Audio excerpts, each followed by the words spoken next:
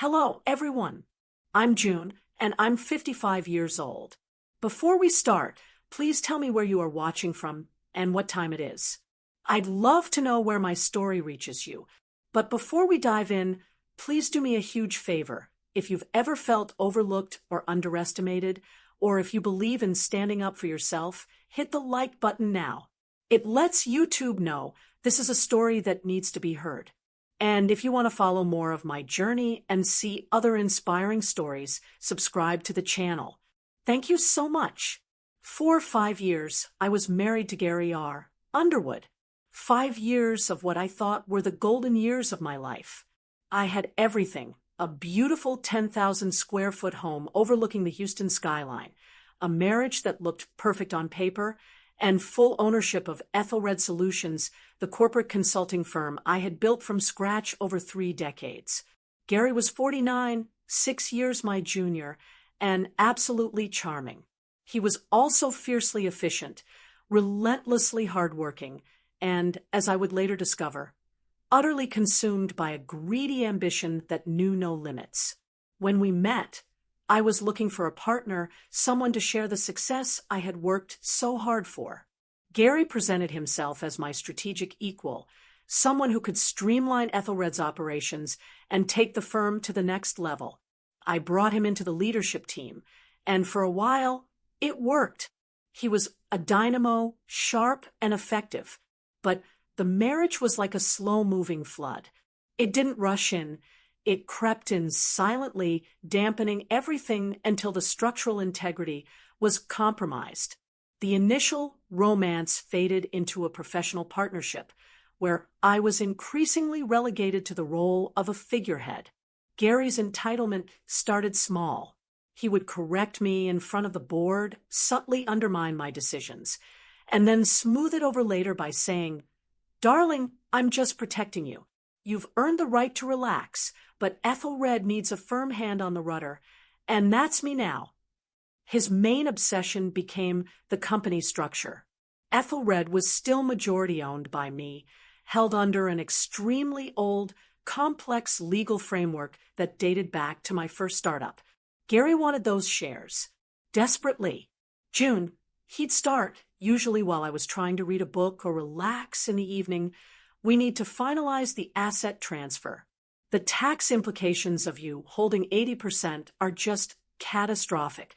If we move those remaining shares into a joint ownership trust, or better yet, a single-member trust managed by me, we'd save millions.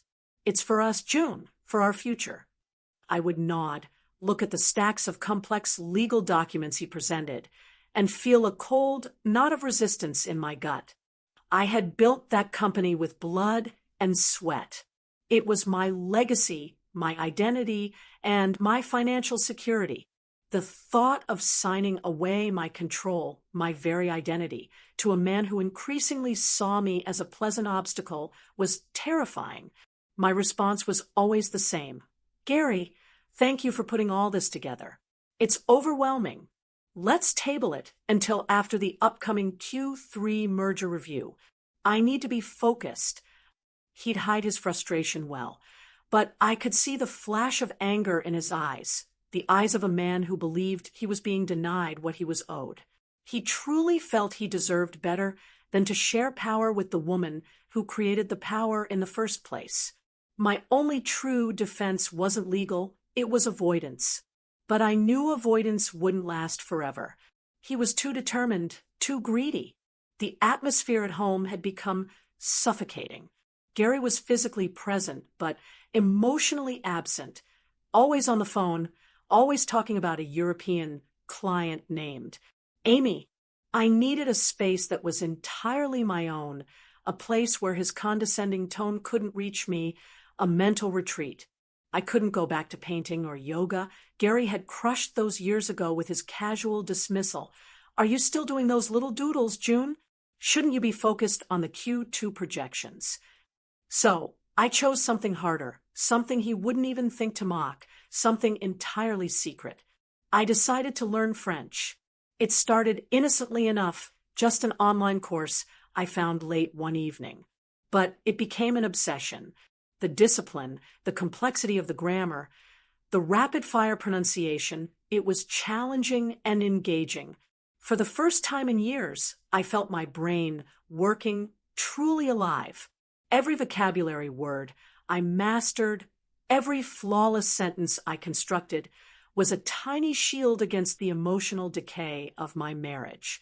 I practiced mostly in the early mornings or late at night in my separate dressing room using headphones, always mindful of the thick, heavy textbooks I kept hidden in a false bottom drawer beneath my antique scarves. I achieved fluency in the language of diplomacy and contracts remarkably quickly, and that fluency, that secret little victory, would become the one thing Gary never saw coming. It became the weapon I needed to save my life. I knew he was cheating. The signs were too obvious. But I didn't know he was planning my utter financial ruin until the day he brought her to our Houston headquarters. The corporate world is inherently a man's world, even when a woman founds the company. Gary exploited this perception expertly. He loved introducing me to new hires, then immediately pivoting to business, subtly framing me as the visionary who was now safely retired to the garden while he, the executioner, ran the show. Amy Cotchouand was Gary's latest addition, a 35-year-old French national, impossibly chic, and, yes, blindingly efficient in her role as the lead on our European expansion portfolio. She was everything Gary wanted to be, sharp, foreign, and young. I watched them interact, and the familiarity between them was a punch to the gut, but I swallowed it. I was prepared for infidelity. I wasn't prepared for the theft of my life. Gary made a big show of introducing us. Amy, this is June, my lovely wife. June, Amy is indispensable. She speaks perfect French, which is so critical for our Paris accounts. A real asset. Amy offered a polite, American-accented, "It's a pleasure, Mrs. Underwood." I smiled sweetly. "The pleasure is mine. Amy, Gary is lucky to have you." But it was only a few weeks later that the wall began to crack. We were in Gary's expansive corner office at Ethelred Solutions, overlooking the gleaming towers of downtown Houston. Gary was making a casual show of ordering lunch for Amy and himself, ostensibly discussing a client in Bordeaux. I was sitting in the corner, reviewing my own financials, feeling ignored and dismissed, which was exactly Gary's intent. He looked at me, gave that dismissive little wave of his hand, and turned to Amy. He spoke in rapid French, assuming the language was a soundproof shield. "Dis Louis SILT plate, que j'aivre le plat sans gluten. Et dis Louis aussi que nous avons réussi. Elle est tellement préoccupée par ses fleurs tuelles, et n'est même pas lu la nouvelle clause dans le document. C'est d'une simplicité enfantine." My pencil stopped mid-sentence. My heart didn't just sink. It hammered the floor of my chest. My hands gripped the legal pad. What he had said was, "Please tell him I want the gluten-free dish. And also tell him we succeeded." She's so preoccupied with her flowers that she didn't even read the new clause in the document. It's childishly simple. The new clause. The document he had just pushed onto my desk, disguised under a stack of irrelevant tax forms. I had only skimmed the cover page. I continued to stare at the legal pad, pretending to write, my face blank. But inside I was screaming. Amy giggled and replied in French, confirming the order. Gary turned back to me, smiling indulgently, just giving Amy instructions on the catering order. "Darling, you know how complicated Bordeaux clients are. Don't worry your pretty little head about it." He didn't realize that in those few seconds, he had gone from a cheating husband to a criminal conspirator.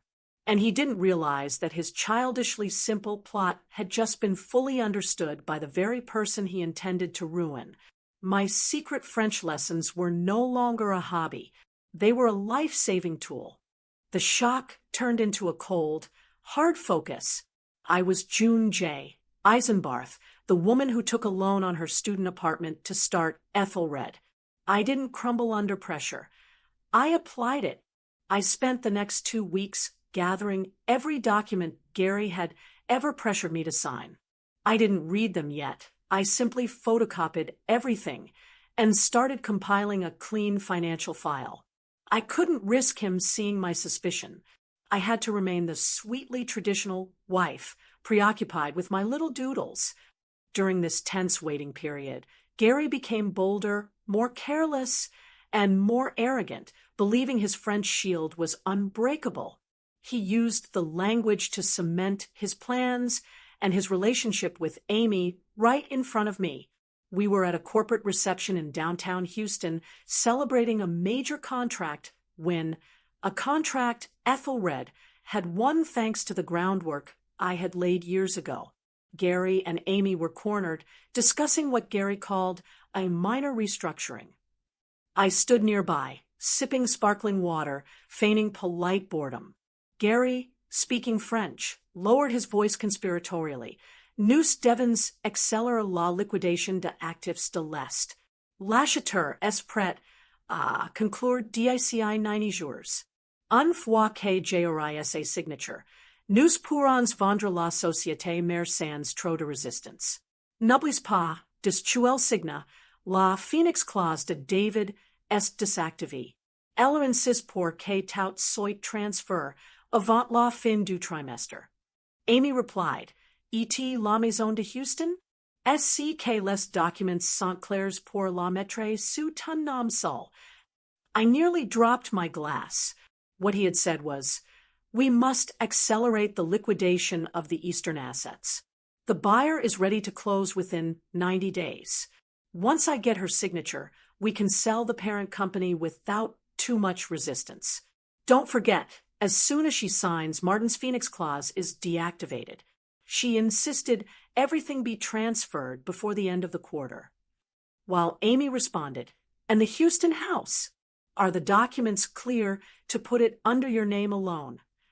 They were discussing the sale of the company I built, the deactivation of the only legal safety net my brother had established, and stealing my home. Gary had obviously fed Amy a narrative that I was the one pushing for the immediate transfer, a perfect deflection to hide his greed. My mind seized on two things: the term Phoenix Clause, the hidden failsafe I had almost forgotten about, and the urgent deadline. 2 days later, at the kitchen island, Gary was talking on the phone to Amy, clearly finalizing something personal. He thought I was distracted by a cooking video. He said in French, his voice thick with smugness, Jet assure, ma belle, c'est moi camarade d'être PDG pile. Elle est trop attachée et UX traditions. Dans du semaines tout sera termin. Tu auras la bague que tu as choisi. Et nous prendrons le jet pour nice. Nous ferons un grand mariage, sans ses amos ennuis.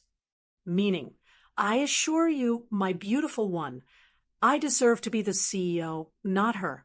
She is too attached to traditions. In 2 weeks, everything will be finished. You will have the ring you chose, and we will take the jet to Nice.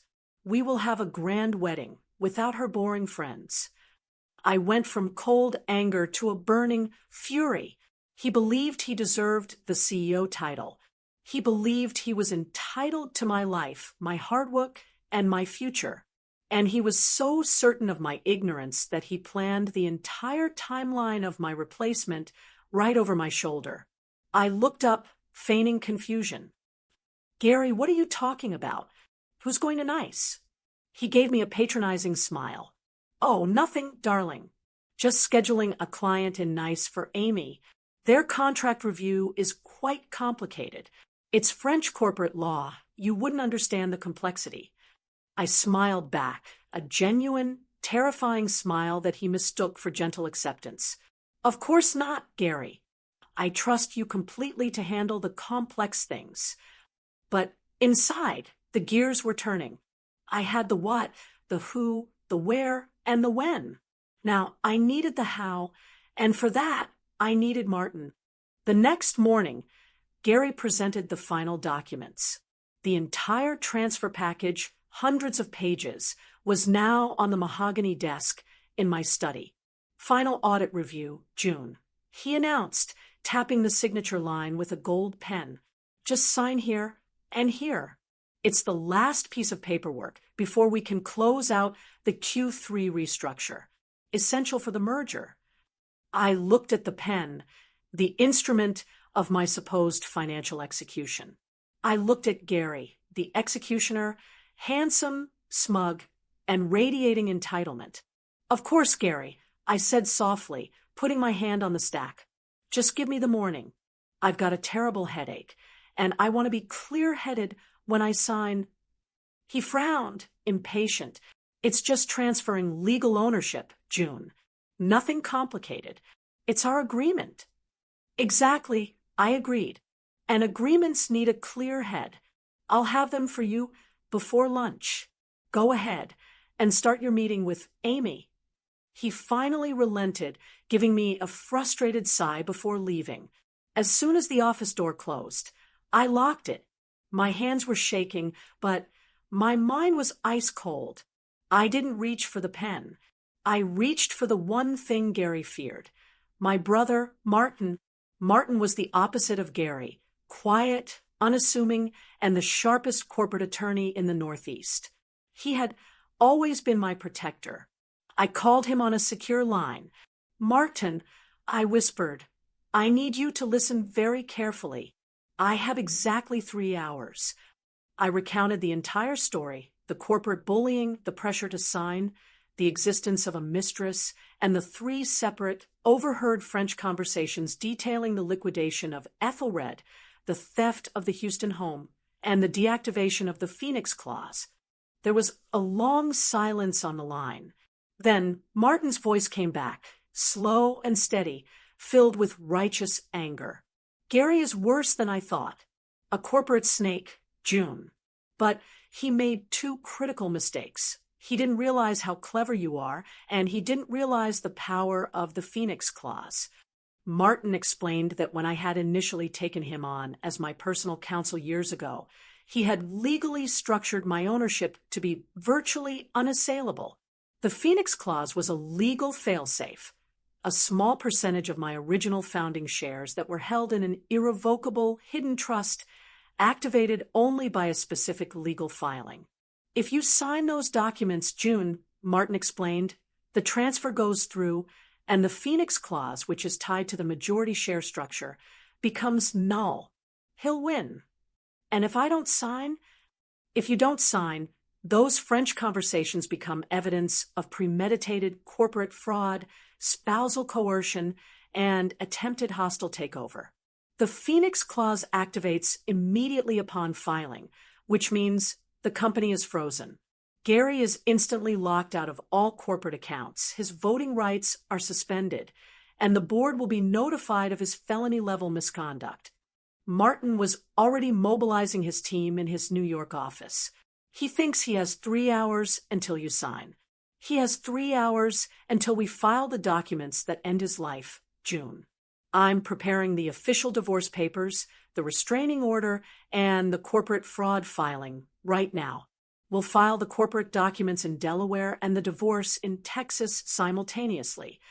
What do I do now? I asked, my voice barely a tremor. You finish the morning as the sweet, oblivious wife, Martin instructed, and when he comes back for your signature, you hand him the only document he needs to sign, his own divorce papers, and tell him exactly what he said to his mistress, in perfect French. He needs to know he did this to himself. My heart soared. This wasn't just survival. This was war. And I had the perfect weapon. If you're already gripped by this story, please pause for 1 second and hit the share button. Send this video to one friend who needs to be reminded that it is never too late to fight back and win. Your support helps this message reach the women who need it most. The hours dragged by like days. I moved through the office like a ghost, serene and distant. Gary was manic, constantly on his phone, occasionally sending me a cheerful, slightly impatient text. Papers ready yet, darling? I replied simply, almost done reviewing. They are detailed. A sentence he took as evidence of my simple confusion. Later that day, Gary came home early, unusually cheerful. He even brought a ridiculous, expensive bouquet of roses, a gesture I now understood as a bribe, a distraction, and a final act of condescension before he planned to toss me aside. "June, darling," he purred, wrapping his arm around my shoulder. "I know the paperwork has been stressful. I've booked a celebratory dinner for us tonight at Ristorante Cavour. I want to celebrate getting the Q3 merger review behind us, and maybe talk about a second honeymoon." I knew this was his final trap, designed to keep me docile and happy until the morning's signing. I accepted graciously. "That sounds lovely, Gary. I'll wear that new black dress you like." As I was getting ready, I overheard him on a quick video call with Amy. He was standing near the bathroom, thinking the running water would mask the sound. He was showing her a small, glittering object. He spoke, full of arrogance, in French regard, "Ma chérie, le prix de notre liberté, le dernier pas est demain. J'ai Louis et I dans un diner comme une bonne petite fille. Elle est tellement simple à distraire. Demain, nous sommes libres. Tu es bientôt Madame Underwood." He meant, "Look, my darling, the price of our freedom. The last step is tomorrow." I gave her a dinner, like a good little girl. She is so simple to distract. Tomorrow we are free. You are soon Mrs. Underwood. I looked at my reflection in the mirror. I wasn't wearing my usual silks or soft colors. I had chosen a severe, power red suit that felt like armor. I looked nothing like the good little girl he spoke of. I looked like the CEO of a multi-million-dollar company about to execute a hostile takeover of her own marriage. At the restaurant, Gary was the perfect, attentive husband. He ordered expensive wine and steered the conversation toward our future, which, in his mind, meant his future with Amy. I listened, collecting every lie like a witness for the prosecution. I barely touched my food. He pressed me one last time before we left. "So, the papers are ready for my review in the morning. June, don't forget that final signature." "Oh, I won't forget, Gary." I promised, looking him straight in his greedy eyes. "I promise you I'll have a document ready for your signature that will change your life forever." He laughed, a smug, satisfied sound. He thought I meant the transfer papers. He thought he had already won. He had no idea he was already standing on the edge of the corporate abyss I had dug for him. The next morning, the day of reckoning, was crisp and clear in Houston. I got up before dawn. Martin's final, heavy package, containing the divorce petition, the corporate filing, and the restraining order, was waiting for me via secure courier. I placed the official documents on the mahogany desk, carefully positioned next to the stack of fraudulent papers Gary wanted me to sign. Gary was whistling when he came into the study just before 8 a.m. He looked rested, confident, and ready for his final corporate theft. "Good morning, future Mrs. CEO," he murmured to himself as he walked in. "Right then, June. Let's see those documents." He picked up his gold pen, eager to witness my signature. I was sitting behind the desk, framed by the corporate plaques that bore my name, not his. I met his gaze, and the sweet, accepting look he was used to was gone. My expression was pure, cold, financial fury. "I have the papers ready, Gary," I said, my voice steady. "But I realized that before I sign yours, you need to sign mine. They are far more critical to your future." I slid the stack of documents stamped with the bold Texas Family Court seal across the desk. The top page read, "Petition for dissolution of marriage and temporary restraining order." His whistling stopped. His smile dissolved. He picked up the top page, and his eyes darted from the title to the notary's stamp, then back to my face. The shock rendered him speechless. "What is this, June?" he finally stammered, his voice tight. "Some kind of joke. Is this about the Q3 review? I told you, you don't need to worry about the details. I leaned forward, placing my hands flat on the desk. This isn't about Q3, Gary. This is about 5 years of lies, gaslighting, and the most spectacular act of corporate fraud I have ever witnessed in my career. I paused for effect, letting the silence hang heavy. Then, I delivered the killing blow, speaking in flawless, crystal-clear French. Votre plan était excellent, Richard. Mais vous avez fait une erreur fatale. Je comprends parfaitement chaque mot de vos sales secrets. Gary's entire body seized up. The color drained from his face as the realization hit him. His shield, his secret weapon, his entitlement, it was all gone. I continued, translating every single smug, confident line he had delivered in my presence. Vous avez de que ties on via sentimental attaché aux traditions, et que vous méritez la PDG. Vous avez de que je suis simple à distraire, et que les documents pour la maison de Houston étaient clairs pour la mettre sous un nom seul. Vous avez planifié de vous infouir avec Amy pour nice, avec la big chuelle choisi, tautier and utilisant les fonds d'Ethelred. Vous m'avez don touts les preuves, Gary. Devant mon propre bureau, dans ma propre entreprise. He staggered backward, knocking over his chair. June, this isn't true. I was just practicing the dialect with Amy. For client calls, I cut him off, speaking again in English, my voice rising with earned command. Practice is over, Gary. The Phoenix Clause has been activated. As of 8:05 a.m. this morning, you have been suspended from all corporate duties. Your email access is terminated, your corporate cards are frozen, and the board has received a certified letter from Martin detailing your felony-level misconduct. This divorce petition is just the start. You'll be dealing with the Financial Crimes Division next.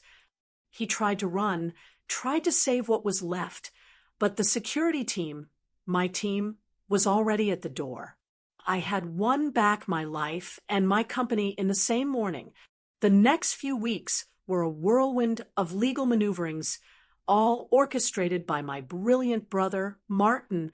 Martin is a quiet powerhouse.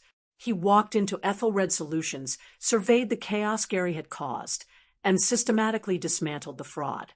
The genius of the Phoenix Clause became immediately clear. It wasn't just a legal maneuver, it was a psychological weapon. Because Gary had so desperately believed that forcing me to sign the new shares would deactivate the clause, he had not fully covered his tracks, focusing only on the documents I had to sign. When Martin activated the clause, it froze Ethelred's entire financial structure and voting mechanism, effectively halting the sale of the London branch that Gary and Amy had planned. The board, which had grown weary of Gary's arrogance and constant power-grabbing, responded immediately. Martin presented the recorded French translations, the direct evidence of Gary's intention to defraud a majority shareholder, and the board voted unanimously to terminate him for cause, citing gross misconduct and corporate sabotage. Amy was gone within hours. Her final corporate expense report showed flights and hotel bookings to Nice, all charged to Ethelred Solutions under the guise of European client relations. When the money dried up and the CEO title vanished, so did the fiancé. The French dream turned out to be conditional on my signature. Gary's legal team tried to fight, claiming I was mentally unstable and fabricating the French conversations. But Martin had prepared for this. He produced detailed evidence of the Phoenix Trust and Gary's own fraudulent financial transfers to a shell company in the Cayman Islands, a company named after Amy's mother's family home. Faced with massive corporate fraud charges that could mean prison time, Gary crumbled. Martin negotiated a minimal settlement. He would receive a legally mandated fraction of the marital assets and waive all rights to Ethelred's intellectual property and ownership. His alternative was a felony conviction. Gary, the man who felt entitled to everything I owned, walked away with barely enough to pay his initial legal fees. The corporate snake was defanged, stripped bare, and publicly disgraced within the Houston corporate community. My staff were ecstatic. Many had grown tired of Gary's condescending management style and his constant sidelining of my input. The emotional relief was palpable. The company was mine, truly mine again. The divorce was finalized 3 months later. I didn't attend the final hearing. Martin handled everything, walking back into the Ethelred headquarters as the sole, undisputed CEO felt like breathing clean air for the first time in years. The air of entitlement Gary had brought was gone, replaced by the quiet confidence of a team focused on legacy and quality. I restructured the company, promoting brilliant women and men Gary had ignored, and immediately restored the corporate culture of trust and transparency. We closed the year with the strongest profits in Ethelred's history. But the most profound change wasn't in the boardroom. It was in me. At 55, I had experienced the worst kind of betrayal, not just of the heart, but of my life's work. Yet, that betrayal had forced me to find a strength I hadn't needed since Ethelred was a tiny startup. It proved that my instincts were still sharp, my mind was still agile, and my ability to build and fight was undiminished. My secret language, the thing I had learned for mental retreat, became a professional asset. I started personally managing the new, massive French contract that Amy was supposed to handle. I flew to Paris, not with Gary, but with my new, empowered corporate team. When I spoke French to the clients, the respect I received was genuine and immediate. It was the antithesis of Gary's condescension. I also found a deep, renewed connection with my brother, Martin. He had always been my rock, but now we were partners in triumph, united by our defense of the family legacy. My Houston home, which Gary tried to steal, is no longer an iron cage. It's a sanctuary. I renovated the entire house, removing every piece of furniture he had insisted on, every trophy he'd bought to symbolize his achievements. I replaced his severe, modern taste with warmth, light, and art I genuinely loved. Sometimes I still sit in my study, the very room where he tried to ruin me. I look at the desk where I delivered the papers, and I feel nothing but gratitude for the terrible lesson he taught me. He thought he was entitled to my wealth because of his age and efficiency. He thought I was past my prime. He was wrong. I continue to learn languages. I'm currently looking into starting a Mandarin course, not because I need it for a contract, but because I love the way my brain feels when it's learning something new. I'm dating casually, meeting men who are kind, respectful, and genuinely interested in June J. Eisenbarth, the CEO, the founder, the survivor, not June J. Eisenbarth, the cash cow. My life didn't end at 55. It was ruthlessly reset, and the version of me that emerged from the rubble is stronger, wealthier, and infinitely happier than the woman Gary married. He thought he was signing his ticket to freedom and riches. He actually signed the final deed to my absolute independence. I hope sharing my story helps someone out there who feels like they are being underestimated, overlooked, or told their time is over. If you have a legacy, a business, or a nest egg you built, guard it fiercely. Don't let complacency or love make you ignore that knot in your gut. Trust your instincts and always have a Martin. If you are 55 or older and you feel like the world is telling you to step aside, remember this: your experience is your greatest asset, and sometimes the biggest revenge is simply building a better, stronger future. Now, I want to hear from you. Have you ever learned a skill in secret that ended up changing your life in a major way? Tell me what it was. What is the one piece of advice you wish you could give your younger self about trusting partners or guarding your financial assets? Write in the comments what city you're watching from and what time it is right now. I read every comment, and I'm genuinely curious to know where all you wonderful, intelligent women are tuning in from. If this story resonated with you, please hit that like button. It truly helps other women find this message. And if you want to hear more stories about second chances and powerful comebacks, subscribe to the channel. Thank you for listening to my story. Until next time, stay sharp, stay smart, and always, always protect your peace.